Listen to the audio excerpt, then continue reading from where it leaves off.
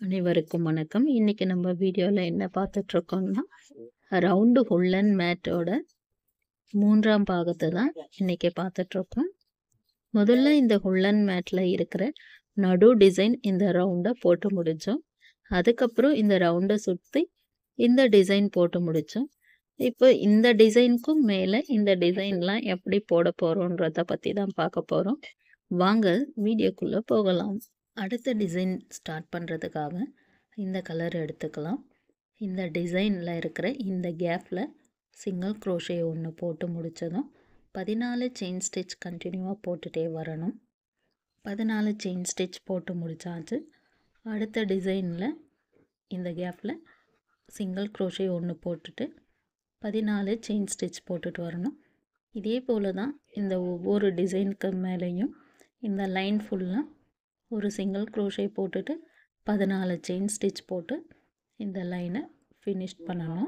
அடுத்த line start பண்ணுறதுக்காக ஒரு செயின் போட்டு முடித்ததும் நெக்ஸ்ட்டு இந்த ரோப் மாதிரி இருக்கிற இந்த செயின் ஸ்டிச் வழியாக தான் ஆஃப் டபுள் க்ரோஷே 14 போட்டுட்டு வரணும்.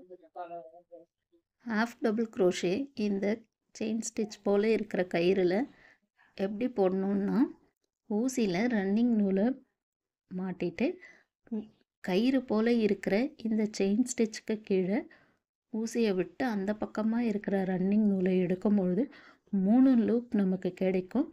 3 லூப் வழியாகவுமே ரன்னிங் நூலை மெதுவாக இழுக்கும் பொழுது ஒரு ஆஃப் டபுள் க்ரோஷே கிடைக்கும். இப்போ செகண்டு ஆஃப் டபுள் க்ரோஷே போட்டுட்ருக்கோம்.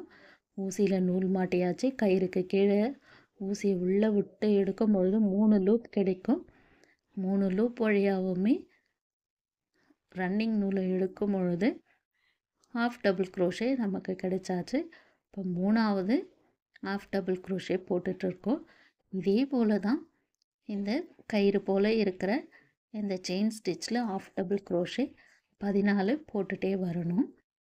14 ஆஃப் டபுள் க்ரோஷே போட்டு முடித்ததும் சிங்கிள் க்ரோஷே இருக்கிற இந்த ஒரு ஸ்டிச்சில் ஒரு ஆஃப் டபுள் க்ரோஷே போட்டு முடிக்கணும். 14 ஆஃப் டபுள் க்ரோஷே இந்த கயிறு போல் இருக்கிற செயின் ஸ்டிச்சில் போட்டு முடித்ததும் சிங்கிள் க்ரோஷே உள்ள ஒரு ஆஃப் டபுள் க்ரோஷே போட்டு முடித்ததும் இது போல் தான் இருக்கும். அடுத்தது மறுபடியும் 14 ஆஃப் டபுள் க்ரோஷே போட்டு முடிக்கணும். அடுத்தது ஒரு சிங்கிள் க்ரோஷே இருக்கிற இடத்துல ஒரு ஆஃப் டபுள் க்ரோஷே. இதே தான் இந்த ரவுண்டு ஃபுல்லாக இந்த லைனை கம்ப்ளீட் பண்ணதும் இந்த லைனு இது போல் தான் இருக்கும். அடுத்த லைன் ஸ்டார்ட் பண்ணுறதுக்காக 3 செயின் ஸ்டிச் போட்டு முடித்ததும் அடுத்த ஸ்டிச்சில் ஒரு டபுள் க்ரோச்சேட் போட்டுட்டு 2 செயின் போட்டுட்டு வரணும்.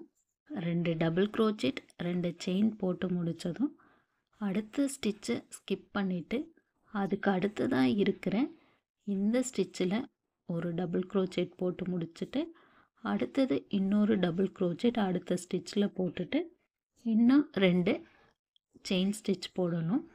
இந்த லைன் ஃபுல்லாகவே 2 டபுள் க்ரோச்சேட் 2 செயின் இது போலவே கண்டினியூ பண்ணும் பொழுது நமக்கு இது போல் கேப் எல்லாம் கிடைக்கும். இந்த ரவுண்டு ஃபுல்லாக அப்படியே போட்டு முடிச்சுட்டு ஸ்லிப் ஸ்டிச் போட்டு முடிக்கலாம். ஸ்லிப் ஸ்டிச் போட்டதும் அடுத்த லைனை நம்ம ஸ்டார்ட் பண்ண முடியாது. இந்த கேப் இங்கே ஒன்று இருக்குது. அது வழியாக தான் நம்ம அடுத்த லைனை ஸ்டார்ட் பண்ண போகிறோம்.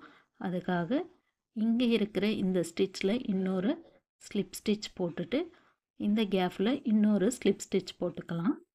ஸ்லிப் ஸ்டிச் போட்டு முடித்ததும் ஸ்லிப் ஸ்டிச் போட்ட அதே ஸ்டிச்சில் இருந்து இன்னும் 2 செயின் போட்டுட்டு அந்த கேப்லேயே இன்னும் 2 டபுள் க்ரோச்சேட் போட்டோம்னா ஒரே கேப்பில் 3 டபுள் க்ரோச்சேட் இருக்கிறது போல் நமக்கு தெரியும்.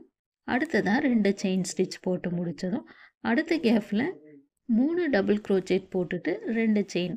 இந்த லைன் ஃபுல்லாகவே ஒரு கேப்லேயுமே 3 டபுள் க்ரோச்சேட் போட்டுட்டு அடுத்தது 2 செயின். இதையே தான் இந்த லைன் ஃபுல்லாக கண்டினியூ பண்ணணும்.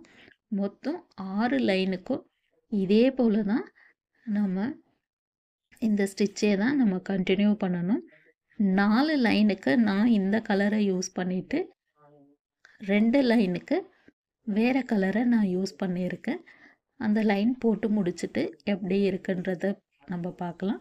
இப்போ இந்த கலரில் நான் 4 லைன் போட்டு முடிச்சிட்டேன். அடுத்தது இந்த 2 லைனுக்கு இந்த கலரை நான் செலக்ட் பண்ணியிருக்கேன்.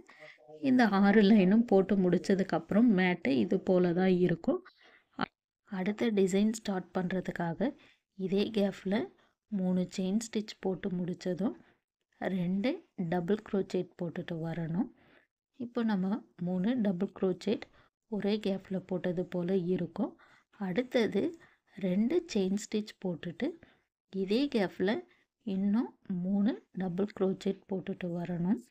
ஒரே கேப்பில் 3 டபுள் க்ரோச்சேட் 2 செயின், மறுபடியும் 3 டபுள் க்ரோச்சேட் போட்டு முடித்ததும் 2 செயின் ஸ்டிச் போட்டு முடித்ததும் அந்த டிசைன் முடிஞ்சிடுச்சு. இப்போ இந்த கேப்பை விட்டுட்டு அடுத்த கேப்பை நம்ம மறுபடியும் 3 டபுள் க்ரோச்சேட் 2 செயின், அதே கேப்பில் 3 டபுள் க்ரோச்சேட் போட்டுட்டு 2 செயின். இதையே தான் இந்த ரவுண்டு ஃபுல்லாகவே நம்ம கம்ப்ளீட் பண்ணிட்டு வரணும். ஒரு கேப்பில் 3 டபுள் க்ரோச்சேட் 2 செயின், அதே கேப்பில் மறுபடியும் 3 டபுள் க்ரோச்சேட். அப்போது நமக்கு ஒரே கேப்பில் 6 டபுள் க்ரோச்சேட் இருக்கிறது போல் இருக்கும். இந்த ரவுண்டு ஃபுல்லாகவே இதையே தான் கண்டினியூ பண்ணிகிட்டே வரணும். ஒரு கேப்பை நம்ம ஸ்கிப் பண்ணிவிட்டு அடுத்த கேப்பில் தான் ஸ்டிச்சு போட்டு முடித்ததும் நமக்கு டிசைனு இது போல் தான் இருக்கும். இந்த டிசைன் போட்டு முடித்ததும் அடுத்தது இதே டிசைன் மேலே இந்த டிசைன் எப்படி போடலான்றதை பற்றி பார்க்கலாம். இந்த டிசைனை நான் ஃபுல்லாகவே போட்டு முடிச்சுட்டு வந்துட்டேன். கடைசியாக இன்னும் ஒரு 2 ஸ்டிச்சில் மட்டும் இந்த டிசைன் போடாமல் இருக்கேன். அதை எப்படி போடலான்றதை பற்றி பார்க்கலாம். இந்த டிசைனுக்கு இதே கலரை கூட நீங்கள் சூஸ் பண்ணிக்கலாம். நான் இன்னொரு கலரை தான் நான் போட்டிருக்கேன். இப்போ இந்த டிசைன் எப்படி போடலான்றதை பற்றி பார்க்கலாம். இந்த டிசைன் போடுறதுக்காக இந்த கேப்பில் 8 டபுள் க்ரோச்சேட் இந்த ஒரே கேப்பில் போட்டுகிட்டே வரணும். 8 டபுள் க்ரோச்சேட் போட்டு முடித்ததும் இந்த டிசைன் இது போல தான் இருக்கும். அடுத்ததாக இந்த கேப்பில் ஒரு சிங்கிள் க்ரோஷே போட்டு முடிக்கணும்.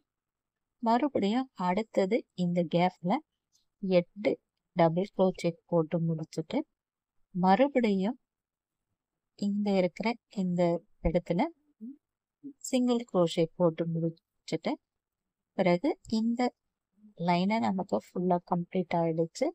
ஸ்லிப் ஸ்டிச் போட்டுட்டு இந்த லைனை முடிச்சிடலாம். ஃபுல் டிசைன் போட்டு முடித்ததும் மேட்டோட டிசைன் எல்லாமே முடிஞ்சிடுச்சு. மேட்டு ஃபுல்லாக இதுதான். இந்த டிசைன் இதோட முடிஞ்ச பிறகு நான் ஸ்டாப் பண்ணாமல் எக்ஸ்ட்ராவாக ஒரு லைன் கொடுத்து சொங்கு கட்டுறதுக்காக செயின் ஸ்டிச் போட்டு முடிச்சுட்டேன். இப்போ இந்த ஸ்டிச்சில் செயின் ஸ்டிச் போட்டாச்சு. பக்கத்து ஸ்டிச்சை விட்டுட்டு அடுத்த ஸ்டிச்சில் சிங்கிள் க்ரோஷே போட்டு முடிச்சுட்டு மறுபடியும் தேவையான அளவுக்கு செயின் ஸ்டிச் போட்டுட்டு வந்துட்டு மறுபடியும் ஒரு டிசைனை விட்டுட்டு மறுபடியும் ஒரு சிங்கிள் க்ரோஷே போட்டு ஒரு டிசைனில் செயின் ஸ்டிச் போட்டுட்டே வரேன். இந்த ரவுண்டு ஃபுல்லாகவே போட்டு முடிக்கணும். ஃபுல் ரவுண்டு செயின் ஸ்டிச் போட்டு முடிச்சதும் மேட்டு போட்டதுக்காக எத்தனை கலர் நீங்கள் ஃபுல்லன் யூஸ் பண்ணணுமோ அத்தனை கலர் ஃபுல்லன்லேயும் கொஞ்சம் கொஞ்சமாக நூலை கட் பண்ணி ஒரு செயின் ஸ்டிச் கேப்லேயும் இது போல் சுங்கு போல் கட்டிவிடுங்க. அதுக்கப்புறம் மேட்டு முடிஞ்சிடும். சுங்கு வேணான்றவங்க இந்த சுங்கு அவாய்ட் பண்ணிடலாம். நான் போட்ட இந்த உல்லன் மேட்டு உங்களுக்கு பிடிச்சிருந்தா லைக் பண்ணுங்க, சேனலை சப்ஸ்கிரைப் பண்ணுங்க.